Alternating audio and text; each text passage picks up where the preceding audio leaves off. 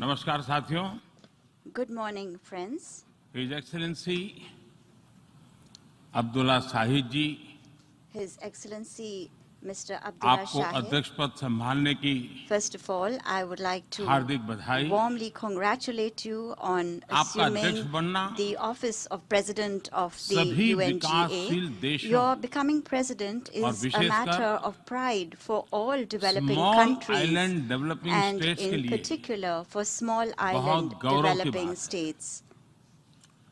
अध्यक्ष महोदय, Mr. President, गत 1.5 वर्ष से for the last 1.5 years, पूरा विश्व the world 100 साल has में been आई grappling सबसे with बड़ी the worst pandemic महामारी का it has सामना seen कर in 100 years.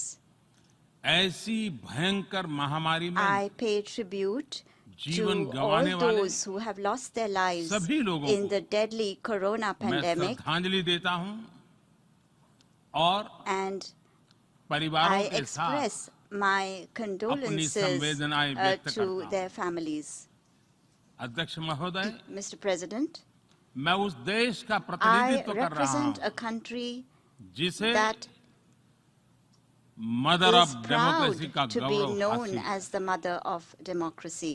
लोकतंत्र की हमारी We हजारों have had वर्षों की a महान great परंपरा tradition रही। of democracy that goes back thousands of इस years. 15 अगस्त को On 15th of भारत ने August this year, अपनी आजादी के India entered 75वें the साल में प्रवेश 75th किया। year of its independence. हमारी विविधता Our diversity हमारे सशक्त लोकतंत्र is की the पहचान है। identity of our strong एक ऐसा democracy. देश It is a country जिसमें that has दर्जनों भाषाएं dozens हैं, of languages, सैकड़ों बोलियां हैं, hundreds of dialects, अलग अलग रहन सहन different खान पान। lifestyles and cuisines. ये vibrant This is democracy the का best बेहतरीन example of a उदाहरण है। vibrant democracy. ये भारत के लोकतंत्र की ताकत है। The strength of our एक democracy छोटा बच्चा is demonstrated जो by the कभी fact that a little एक boy रेलवे स्टेशन who के at T one stall time पर used to help अपने his पिता father की मदद at करता his tea था, stall at the वो railway आज station is today चौथी बार addressing भारत the के United प्रधानमंत्री के तौर Nations पर General Assembly for the fourth time UNGA को as संबोधित Prime कर रहा Minister है। of India.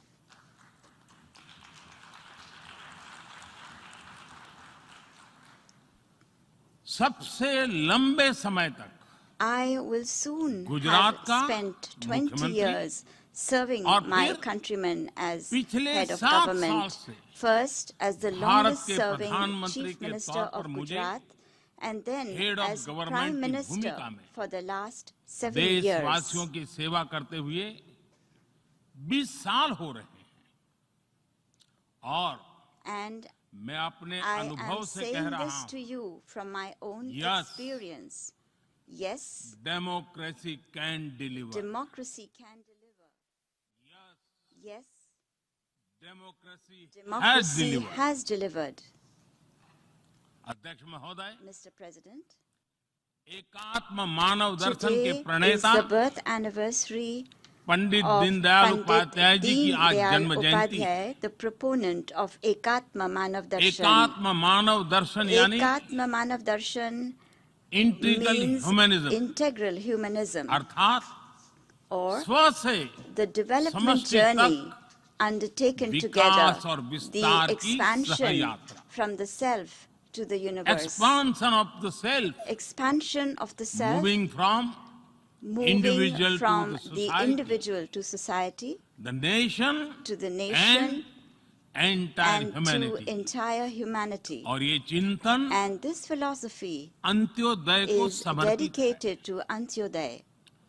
अंत्योदय को आज की परिभाषा The में modern day where definition no one of is left behind कहा Antyodaya जाता है। is where no one is left इसी भावना behind. के साथ It is with this principle आज in mind that India integrated, today is moving equitable forward on the path of development की राह पर आगे integrated, बढ़ रहा है। equitable development.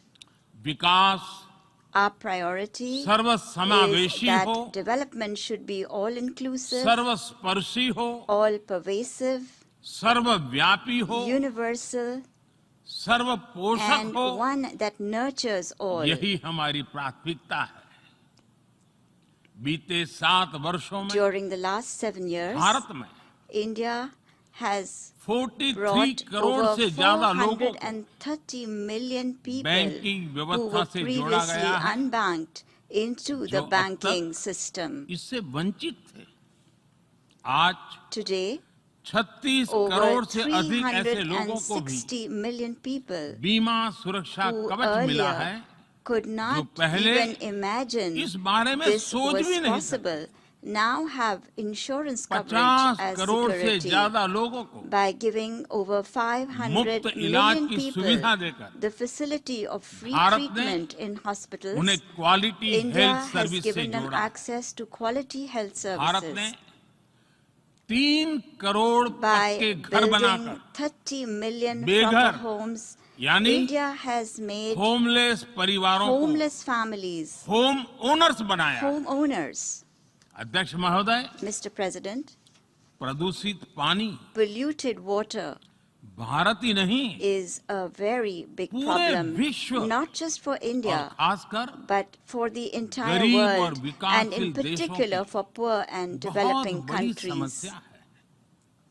भारत में इस चुनौती से निपटने के लिए In order to address this हम challenge 17 in करोड़ से India, अधिक घरों we तक are carrying out a very big pipe से campaign to ensure साफ that पानी piped पहुंचाने का clean बहुत water बड़ा अभियान reaches चला रहे हैं। over 170 million विश्व homes. की बड़ी-बड़ी संस्थाओं ने Reputed institutions of the ये world माना है have कि said किसी भी देश के विकास के लिए वहां के नागरिकों के पास जमीन और घर के प्रॉपर्टी राइट्स यानी ओनरशिप का रिकॉर्ड होना बहुत जरूरी है। दुनिया के बड़े-बड़े देशों में बड़ी संख्या में ऐसे लोग हैं जिनके पास जमीनों और घरों के प्रॉपर्टी राइट्स नहीं है।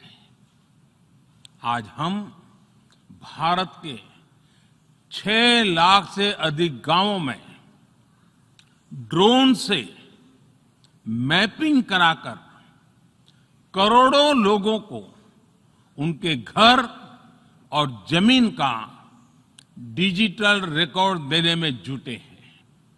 ये डिजिटल रिकॉर्ड प्रॉपर्टी पर विवाद कम करने के साथ ही access to credit, bank loan तक लोगों की पहुंच बढ़ा रहा है।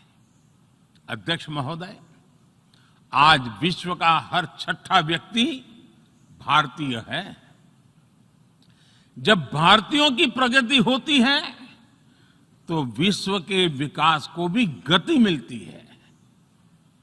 When India grows, the world grows. When India reforms, the world transforms. Bharat में हो रहे साइंस और टेक्नोलॉजी आधारित इनोवेशंस विश्व की बहुत मदद कर सकते हैं। हमारे टैक्स सॉल्यूशंस का स्केल और उनकी कम लागत दोनों अतुलनीय है। हमारे यूनिफाइड पेमेंट इंटरफेस यूपीआई आज भारत में हर महीने 350 करोड़ से ज्यादा ट्रांजैक्शन हो रहे हैं। भारत का वैक्सीन डिलीवरी प्लेटफॉर्म कोविन एक ही दिन में करोड़ों वैक्सीन डोज लगाने के लिए डिजिटल सपोर्ट दे रहा है। अध्यक्ष महोदय, सेवा परमो धर्मः, सेवा परमो धर्मः को जीने वाला भारत सीमित संसाधनों के बावजूद भी वैक्सीनेशन डेवलपमेंट और मैन्युफैक्चरिंग में जी जान से जुटा है। मैं यूएनजीए को ये जानकारी देना चाहता हूं कि भारत ने दुनिया की पहली डीएनए वैक्सीन विकसित कर ली है, जिसे 12 साल की आयु से ज्यादा के सभी लोगों को लगाया जा सकता है। एक और mRNA वैक्सीन अपने डेवलपमेंट के आखिरी चरण में है। भारत के वैज्ञानिक कोरोना की एक नेजल वैक्सीन के निर्माण में भी जुटे हैं। मानवता के प्रति अपने दायित्व को समझते हुए भारत ने एक बार फिर दुनिया के जरूरतमंदों को वैक्सीन देनी शुरू कर दी है।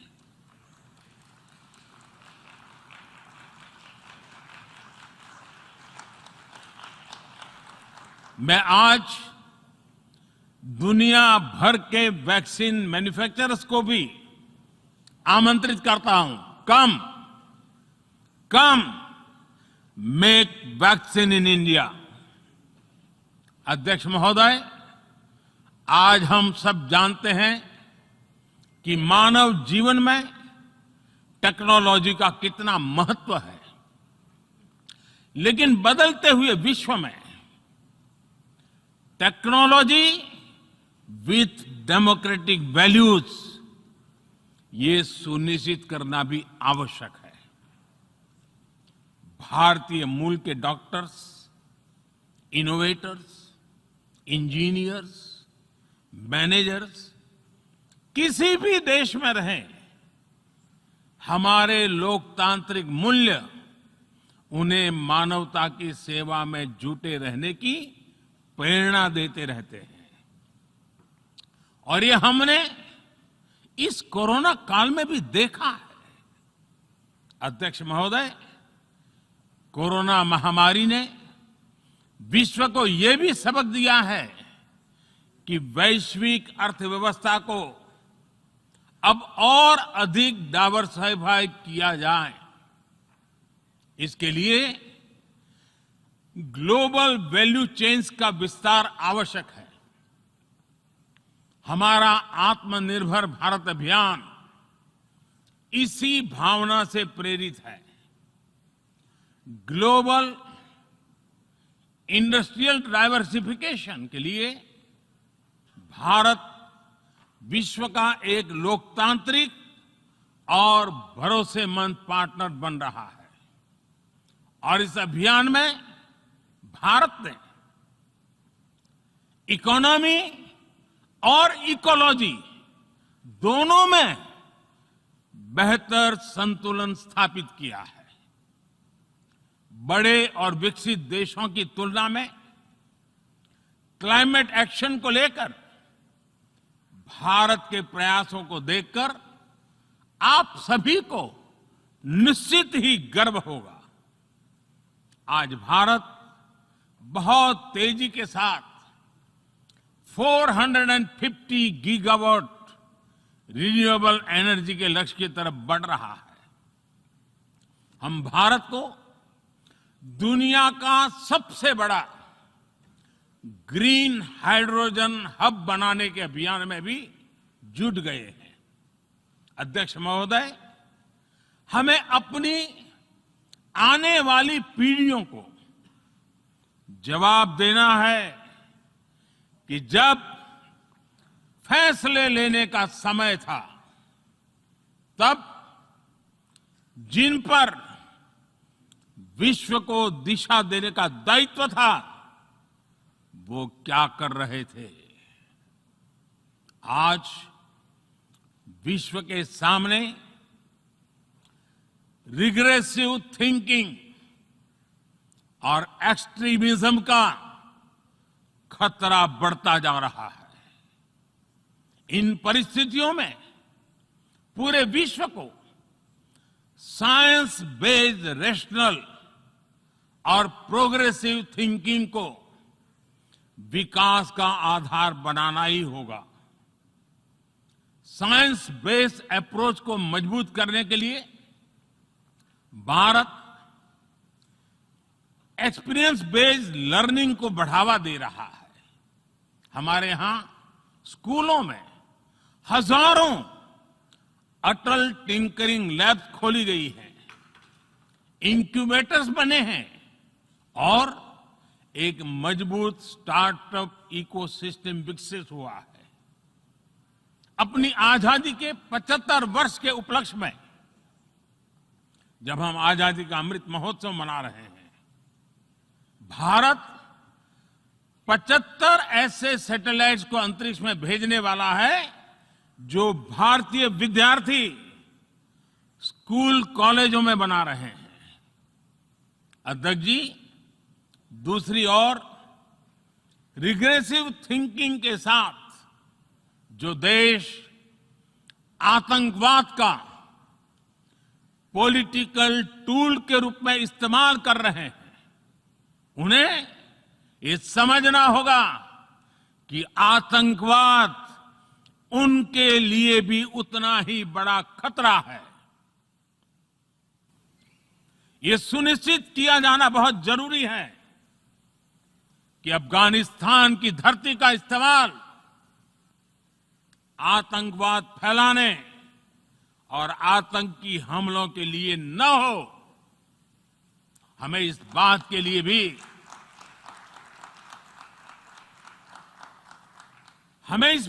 लिए भी सतर्क रहना होगा कि वहां की नाजुक स्थितियों का कोई देश अपने स्वार्थ के लिए एक टूल की तरह इस्तेमाल करने की कोशिश न करें।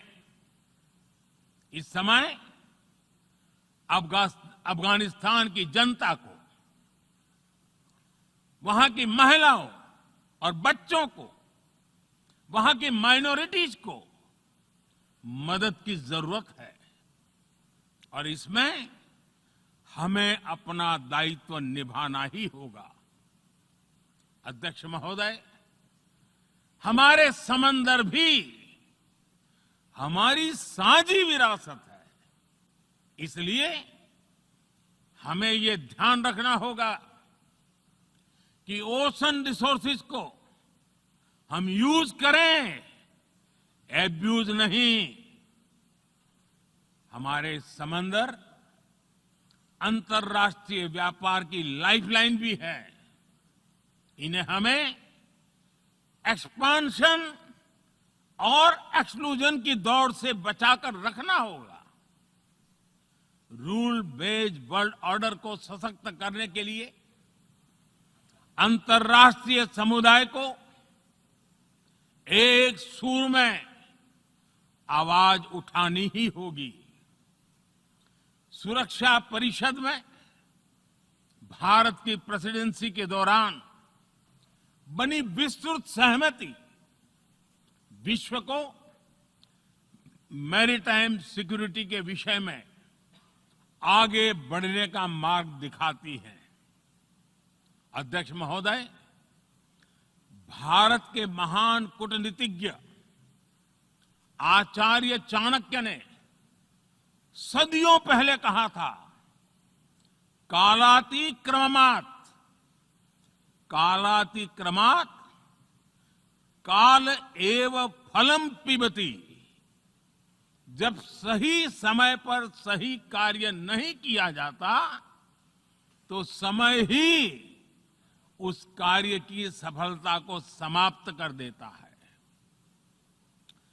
संयुक्त राष्ट्र को खुद को प्रासंगिक बनाए रखना है तो उसे अपनी इफेक्टिवनेस को सुधारना होगा, रिलायबिलिटी को बढ़ाना होगा।